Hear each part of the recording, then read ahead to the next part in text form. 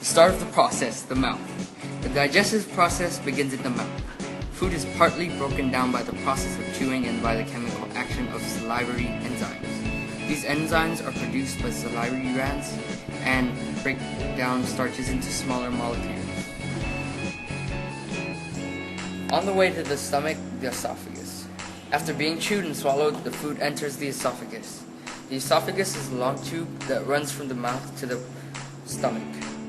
It uses rhythmic wave-like muscle movements called peristalsis to force food from the throat into the stomach. This muscle movement gives us the ability to eat, drink, or even when we're upside down.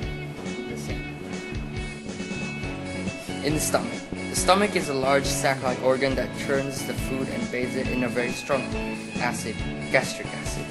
Food in the stomach that is partly digested and mixed with stomach acids is called a trung.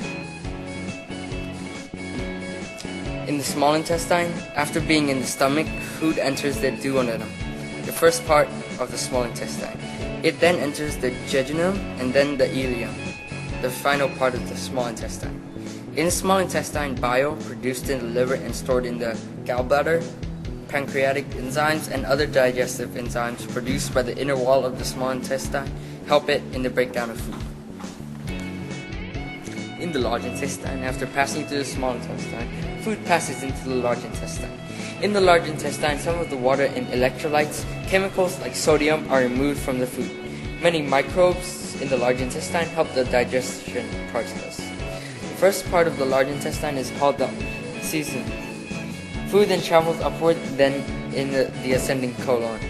The food travels across the abdomen in the transverse colon, goes back down the other side of the body in the descending colon, and then through the sigmoid colon. The end of the process. Solid waste is then stored in the rectum until it is excreted via the anus.